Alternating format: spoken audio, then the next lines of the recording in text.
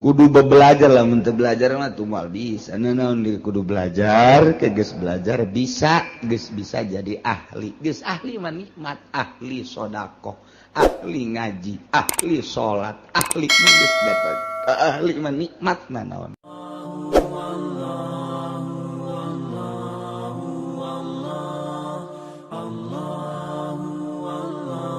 Urang wauhna jeung jelema jeung tukang ngabohong, pasti urang milu bae tah ngabohong.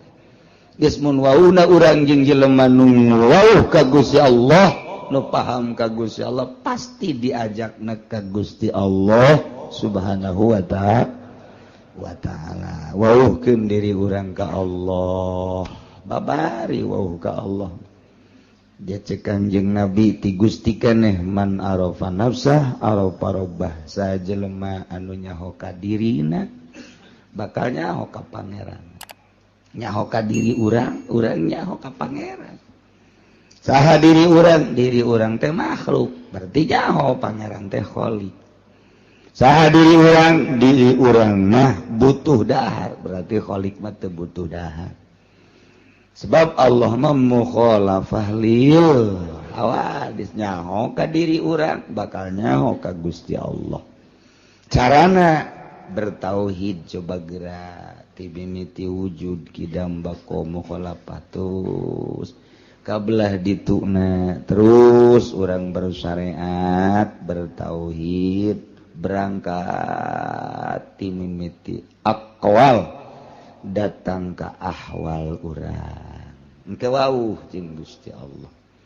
Moal bisa lamun eueuh nu nuduh-nuduh geus kudu dituduh-tuduh. Nah iyalah urang ngaji per minggu ieu teh dituduhkeun supaya wauh ka Gusti Allah Subhanahu wa ta'ala. Tadina urang ngaji ka Cilongok can wauh ka Gusti Allah sorangan bae.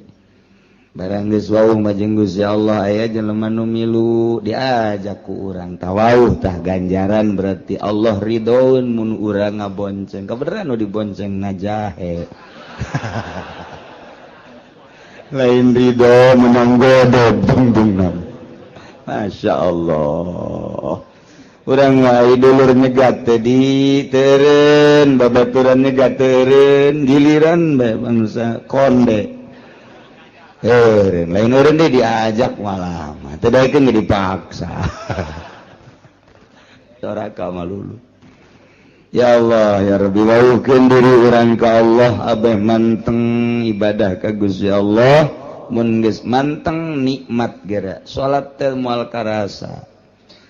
Moal karasa sedekah ge moal aya hook lantaran sedekah teh nu dideuleuna makna daripada sedekah. Urang mah hitung-hitungan boga duit 100.000 sedekah ka fakir miskin 10.000 masih dihitung-hitung keneh. Aduh, kurang ya 90.000. Jadi kurang 10.000 hese neanganna mangkaning eta. Urang mah pabeulit jeung kos kitu bae tapi lamun tek mah ningali ganjaranana 10.000 dititipkeun berarti pake meuli sorga. Naon hartina duit 10.000 lamun dibandingkeun jeung sorga Allah. Tah lamun nu kadeuleuna sorga nu kadeuleuna bidadari tuh digerokeun deui pake mesin ka dieu sia kunaon ye kabeh ye urang mah lain ka dieu sia kunaon 5.000 bae dicokot deui kombalian tah amoh sedekah make kombali teu kira-kira tuh ya can paham eta keur carita sedekah boro-boro ka batur urang mah kapamajikan ge pelit jasa kapa majikan bae nu sagulung sagalang pelit keneh bae. Pelit jasa kapa majikan teh bebeja ka balanja malu. Nu kamari pan aya kombalina. Kamari iraha kamari. Sia nyokot. Oh sabaraha 100.000 meureun paling ge dibalanjakeun 20.000 teh kombalina ka mana? Beuh ka, geus sabaraha poe eta? Sabaraha poe? Tungtungna mah gara-gara balanja hakeuk. Kadenge kata tangga. Masya Allah. Kuruda ke ka balanja tah. Ka balanja de tah. Balanja de ka. Beuh lain ieu. Masya Allah. Taya orang belajar nu didelena ulah terlalu duniawi tapi nu didelena ukhrawi. Bakal harampang kabeh. Nikmat belajar kos kitu teh kudu belajar. Kudu belajar lah mun teu belajar mah tuh moal bisa. Naon kudu belajar, ke geus belajar bisa, geus bisa jadi ahli. Geus ahli mah nikmat, ahli sedekah, ahli ngaji, ahli salat, ahli mun geus datang ka ahli mah nikmat naon. Moal datang ka ahli mun teu belajar heula. Geus belajar heula urang boga duit sabaraha dia? 10.000, 1.000. Hah? Belajar. Boga duit sabaraha dia kali? 20.000, 2.000. Hah? Iya. Boga duit 100.000 ya, belajar. 1.000 kali. Hah? Teu naik-naik. Belajar dan teu naik-naik. Guys, berarti lamun kelas teh mah kelas 1 bae. Teu naik-naik takos kitu teh eta, masyaallah. Urang teh hayang naik derajat urang, munggu Allah Subhanahu wa taala faktor mana, sektor mana urang nu bisa ieu. Urang mah kebenaran bogana tanaga pake naikeun derajat ka Gusti Allah. Urang mah ku Gusti Allah diberena teh dunia pake naikeun derajat ka Gusti Allah. Urang mah diberena ilmu ku Gusti Allah, ilmu pake naikeun derajat ka Gusti Allah. Allah mere fasilitas ka urang teh titah digunakeun buat naikeun derajat urang. Henteu kudu jadi kiai bae, henteu kudu jadi pengusaha bae. Naon fasilitas nu aya di diri urang? Akur bae. Akur bae pake naikeun derajat. Urang dibere dunia. Coba dunia pake naikeun derajat henteu. Urang dibere tanaga, coba tanaga pake naikeun derajat henteu ka aing cak Allah ye. Pake teterekelan teh dibere ilmu, dibere wawasan, dibere ilmu politik, dibere ilmu ekonomi, dibere ilmu agama, dibere ilmu budaya lain sebagainya. Pake naikeun derajat apa henteu? Ieu fasilitas ti Gusti Allah, tinggal urang apa?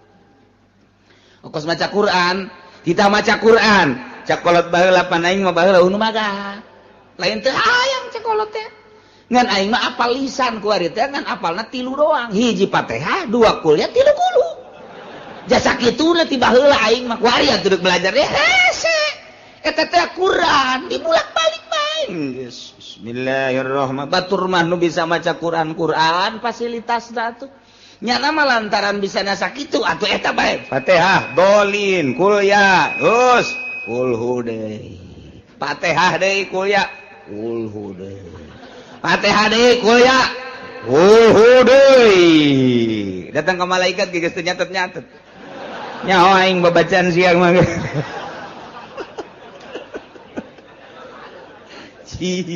Atuh kos kitu bae eta ulah jadi ulah risi. Ku sebab teu bisa maca Quran aja leup teu baca eta Quran eta. Geus bae kulhu bae geus, kulhu bae dieu kulhu, kaluar kulhu, di jero kulhu, peuting kulhu barang kulhu bae. Emang di sana eta doang, eta teh Quran. Jadi atakah pan urang mun maca kulhu 100.000 haram ka neraka. Masya Allah 100.000 baca bae kulhu bismillahirrahmanirrahim 70.000 cek sakaol mah. Dia sih 100.000 kan kurang baca kulhu. Coba eta. Aya keneh waktu jang aki-aki mah jeung nini-nini lah aing mah mendingan diharamkeun bae ka surga ka neraka. Maca kulhu bae. Pas beres 100.000 pae. Pae nya geus mah boga atakah. Nah, di akhirat begitu dipertimbangkeun deui ka neraka Gusti.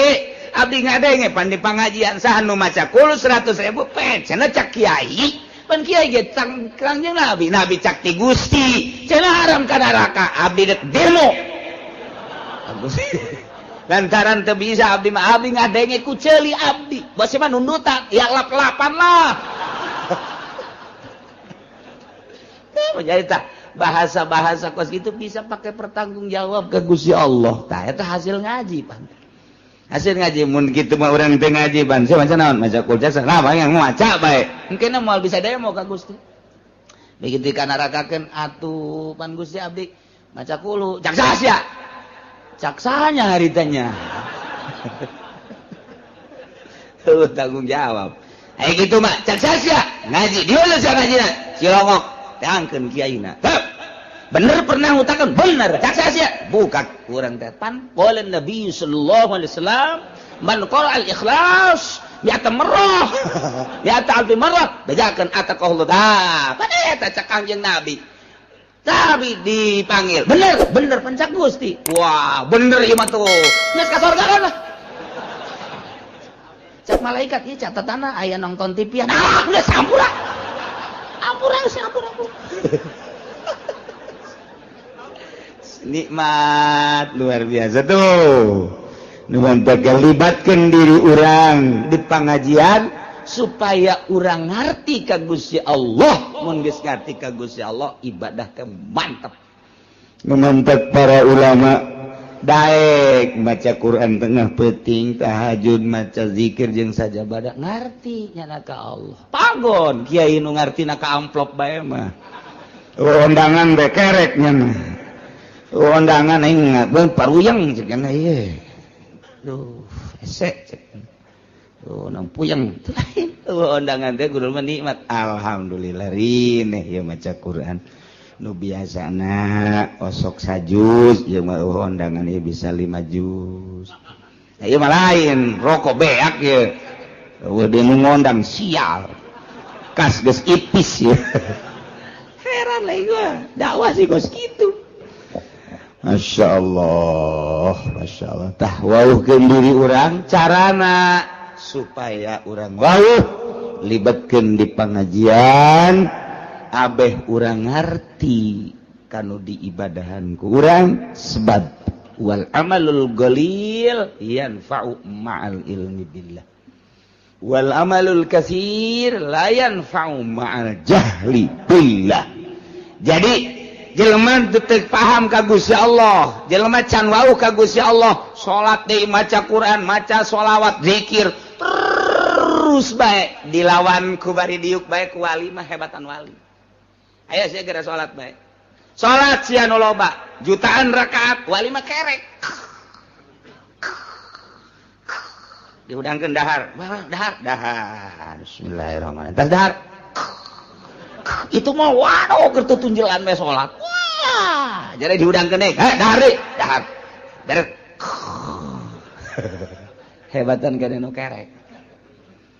keneh nu kerek tah eta tah bentak iblis teh di masjid begitu di masjid terjadi nyana begitu ka masjid terjadi deui tanya kunaon eta terjadi ka masjid iblis aduh di dinya aya nu keur sare nu keur sare sih beusi kahudangkeun nya na mun hudang waduh zikirna teu kawawa geus kena hees bae eta macaknya nanti itu pun nu salat teh diantepkeun sebabnya nama salatnya di baturan ku kula ieu kulana asup ka jero hatena he salat deui sia hayang kalem sia kuari mah hayang salat deui tuh eta mah teh nu hees nu kerek asal geus udang bae bahaya lurah dicarekan kunya camat dicarekan geus kena hees bae nya namang takos kitu iblis ge teu kuatin kajian kena SB cuma dah eta tanda bahayana seorang manusia nu ngarti ka Allah bisa membabi buta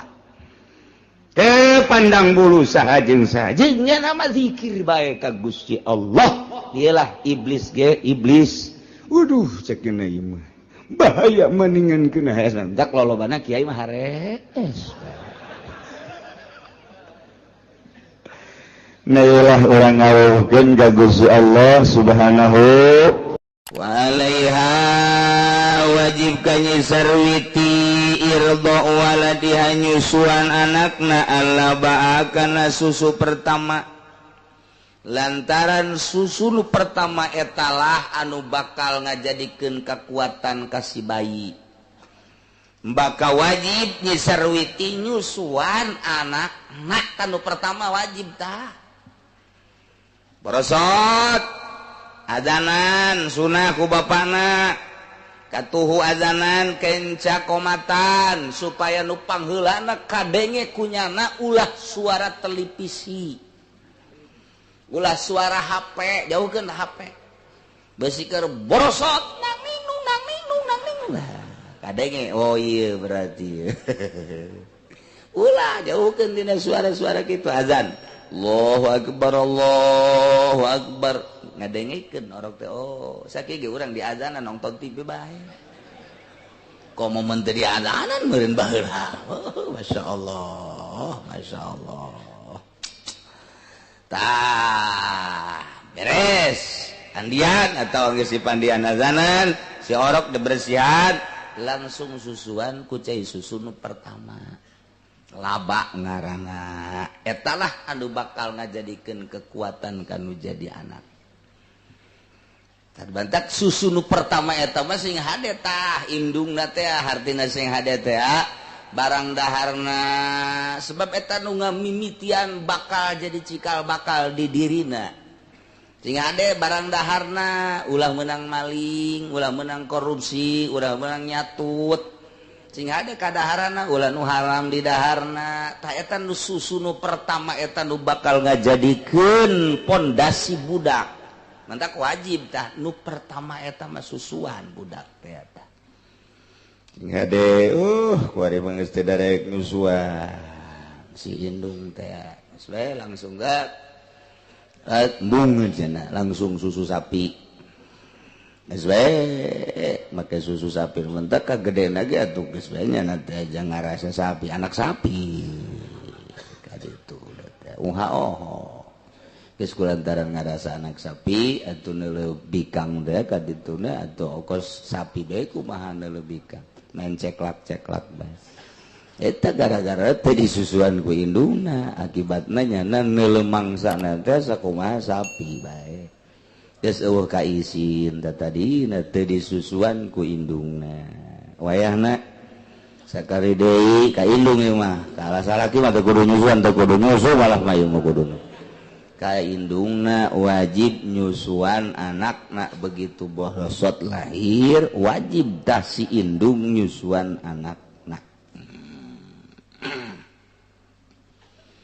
saenggeusna nu pertama eta mah teh kadituna mah bebas cuma badahu sabada nyusuan anak nanu pertama ilam yujad ilahiyah au adabiyatun wajaba irda'uhu lamun sasa kecuali indungna neangan nurek nyusuan nu sejen lain cara di Arab lain cara di Eropa lain cara di Timur Tengah babari neangan anu kuli nyusu teh di urang jarang pan nu kuli nyusu tah kulantaran hese indungna teangan sakadar indungna dok wajib diteruskan ku indungna disusuan lamun aya nu sejen aya nu siap nyusuan kakarak menang disusukeun ka nu sejen pokona mah sahabat mah nu aya saenggeusna nu pertama mah teu meunang ku sasa kudu ku indungna bae lamun kadang-kadang indungna cai susuan ulah waka disusuan ku sasaeulan ulah waka bere bae madu bere bae naon bae cai beas ke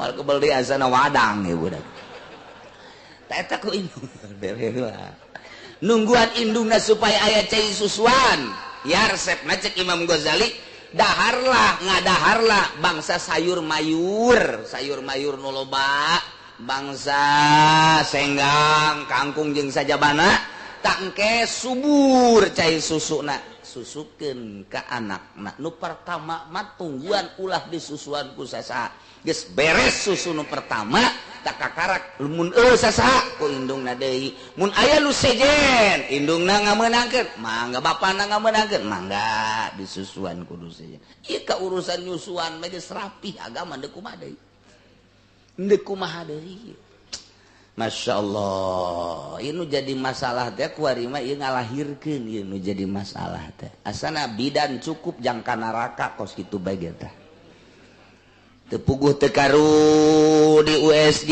padahal normal lantaran lamun normal mah cukup ku 1 juta 2 juta tapi lamun di sesar mah 8 sampai 10 juta sedangkan rumah sakit yang ngejar target eta tah nah maka disalahgunakeun USG tinggal USG urang mah urang bodoh urang lembur teh nyaho malang teh nyaho nyungsang teh nyaho ari-ari naik ka luhur geus teh nyaho we disingseun waduh ini kalau seminggu lagi tidak lurus. Nah ini harus disesar. Geus ceurik bae, utang hitung bae.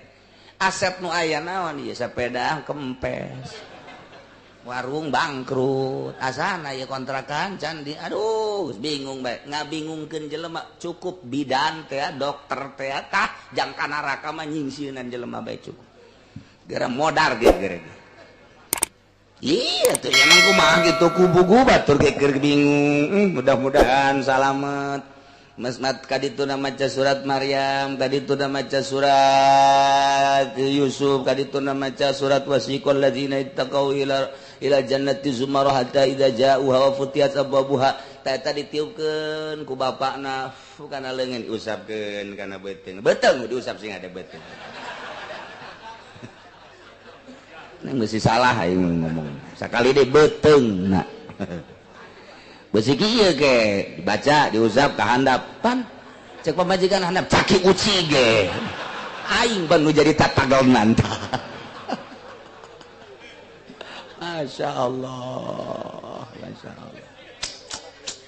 Eta abeh babari kadituna maca wasiqal surat Zumar. Terakhir surat Zumar. Kadituna hatta idza ja'u wa futihat abwabu hatta aya wa futihat abwabu hatta faul wa futihat abwabu wa qala lahum khazanatu assalamun alaikum tibtum fadkhuluha khalidin. Tiupkan ka dia fut terus usapkeun ka pamajikan urang tiluhur ka handap ngusapna abe babari maksudna abe babari kaluarna baca deui bismillahirrahmanirrahim syiqal ladzina taqau ilal jannati sampai tadi fadkhuluha khalidin tiup usapkeun tuh jampena babari mah USG gitu dia USG waduh ini tali ari-arinya di atas ini disingsieunan kecuali serius masalah guys tapi ieu 99,9,9 deui nyingsieunan wayahna lah coba urang sambil neangan duit sebagai dokter sebagai bidan sambil urang nulungan Allah maha uningan malah mah kudu cara madukun baheula manok bagus jasa ieu mah geus tenang bae masalah ke disangsurkeun ku umat dilempengkeun eta ngangeunaheun kanu hamilna ulah boga pikiran ku kumanok ya ieu mah geus bagus jasa tinggal nungguan waktuna doang tuh geus nikmatkeun jasa ngeunaheun tah jeung madukun mah baheula teh kos kitu barang loba bidan WSG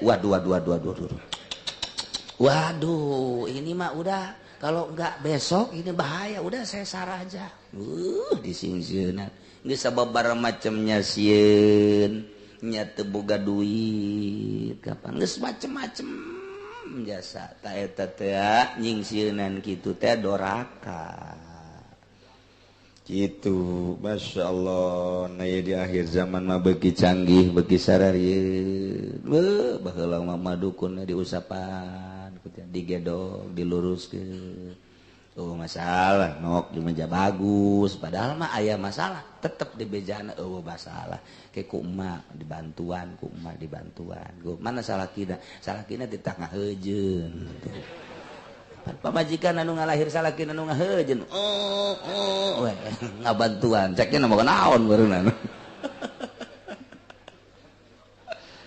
kos gitu jadi tenang madukun baheula dukun paraji nenangkeun entek tara renang bae masalah kuari mah mun sesar mikiran anak kedua aduh anak pertama ge disesar rempan jeung anak kedua ieu kumaha tuh loba kuari anu kabingungan masyaallah mudah-mudahan dokter-dokter jeung para bidan-bidan dibere hatena terbuka ku Gusti Allah sehingga bisa nganasehatan ka pasena bisa nenangkeun ka pasena bisa digawena sesuai jeung aturanana sehingga menang ridho Allah Subhanahu wa taala.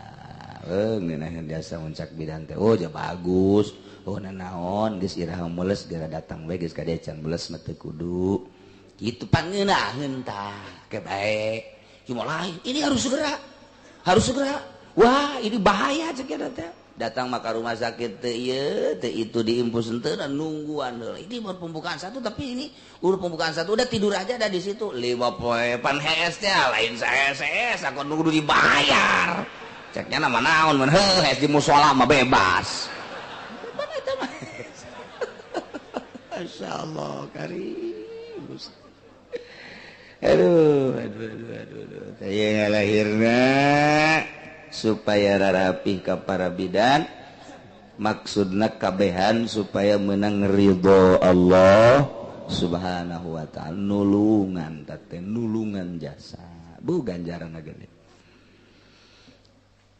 lahir maka wajib indungna nyusuan anakna nu pertama eta nu kaduana katilu dan selanjutna mun eueuh sasangan aya indungna doang wajib indungna nyusuan atau aya nu sejen nah ieu terserah besi endek dikanu sejenkeun cara di timur tengah di Arab atau di Eropa ge loba nu kuli nyusu nah ieu dipersilahkeun wajib disusuan wa in wujidata tadi malamun eueuh sasa ilahia kecuali indungna wajib indungna nyusuan eueuh sasaha ila ajnabiyatun kecuali awewe nu sejen eueuh sasa ngan aya ge nu sejen dong wajib nu sejen nyusuan sebab mun teu nyusuan domadarat idror ngamadaratkeun cek syariat bisa maot mun teu disusuan wa in wujidata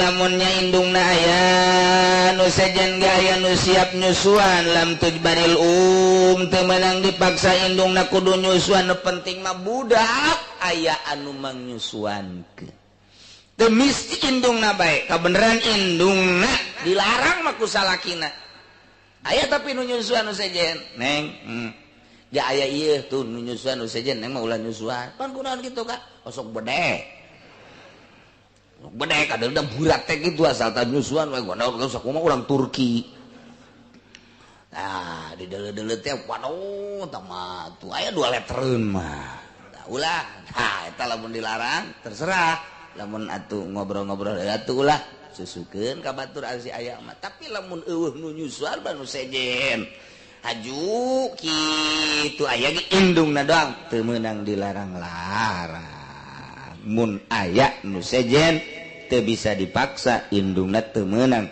endek bae mangga henteu bae masalah bayeun rogibat wa yaman gua tu abi mun nyanana hayangeun si indungna nyusuan sepisan ka anak rasa deudeuh rasa cinta sedengkeun indungna teh termasuk nu ditikah ku bapana eta teh tadi palahuman wa pilasoh menangkan nu jadi bapana ngalarang pamajikan asli nah ieu dilarang ulah nyusuan geus bikin bae ka nu sejen teu naon kos kitu aya satuju kabehan tapi cekaul aso laisa lahu man uha teu meunang ka nu jadi salakina aya ka bapana eta budak ngalarang indung budak tina nyusuhan wa sahahul aktsarun disahihkeun kaul nu ieu khusus seueurna ulama wallahu a'lam fa ini tafaqa talabat ujrata misin ujibat wari pamajikan jeung bapana budak jeung emakna jadi suami istri pas ini geus kuari malah disusuanana sanajana nu sejen ge ku neng bae oh ku neng bae heuh ulah ku nu sejen ulah atuh teu naon tadi mah kula moal yang bebas bae gitu henteu lah ku neng bae susuan cek salakina teh cek pamajikanna teu teu naon ngan kurang mah bayar heuh sabaraha tuh bayarna teh eta teh sapoe teh kudu dibayar 50.000 eta harga biasa eta 50.000 teh harga biasa cek salakina lamun sapoe 50.000 10 poe 500 sebulan 1,5 juta kan pencit we aing atuh tadi mah mun 1,7 50.000 bayar non gitu kan eta murah eta sakitu teh 50.000 aduh tawar atuh tawar jadilah 40.000 sapoe teh hayang dibayar si pamajikan anak nyusuan anak teh nu tadi naja aya ieu batur mun batur mah tetep teguh dipasini kan wajib disusuan ku manehna ieu lantaran aya batur nu siap diburuhan eta teh meunangkan dikabaturkeun ku ari mah ditita ku salakina geus bae kuneng melah ulah ku batur atuh teu naon tapi kula bayar sapoe 50.000 adu tawar jadi 40.000 wajib tadi bayar pamajikan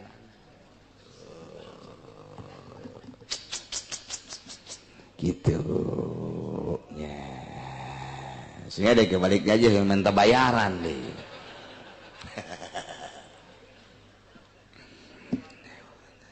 au fauqaha fala saluhureun harga misilian saluhureun biasa kebiasaan awewe buburu teh buburu nyusuan 50.000 sapoe eta biasa geus bisa ditawar ke orang 40.000 iya bapak majikanana yang dibayar sampai 75.000 atau 100.000 tah eta mah kekeh ulah daek nyusuan anak ya tapi bayar 75.000 oh buka 100 mah eta teu wajib dicumpuanan kudu jadi bapakna lantaran mahal teuing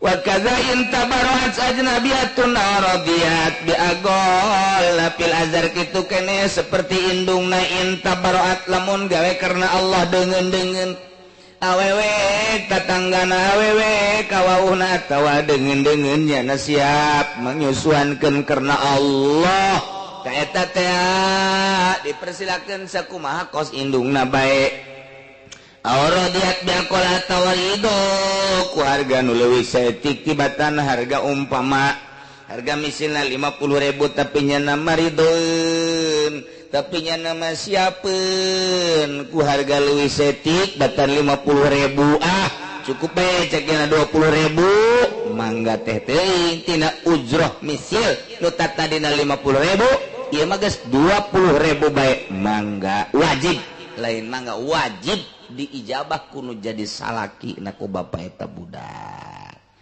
gitulah urusan nyusuan ya mantak urang ke pamajikan kudu bager lantaran pamajikan geus mangnyusuankeun anak urang pamajikan atuh ka urang ka salakina kudu bager lantaran nyana diurus kuno jadi salakina geus silih balalager mantak naon jeung moal kebeli di alam dunia mah geus lamun salaki bager ka pamajikan pamajikan bager ka salaki begitu maot ka salalorga kabehan pan indah jasa masyaallah coba mun salakina galak jasa jeung pamajikan mah sabar pamajikan anak ka sorga salakina ditinggalkeun ka puntennya kula mah ka sorga ti heula ji panatus sia meninggalkeun aing atuh bongan kakak baheula sok nampilingan kula ditumpakan ongko ditampiling ongko ban kula ayo mah kula mah jadi ditakar itu ku malaikat ka sorga ji atuh kakak ditinggalkeun atuh kumaha kakak bae teh mah dadah cak pamajikanana bo budak didadahan ka sorga ih panu kabina-bina entak wayahna kanu jadi salakina bageran si pamajikan ge bager ka salakina moal karabel deui urang teh bakal ninggalkeun dunia wallahu a'lam.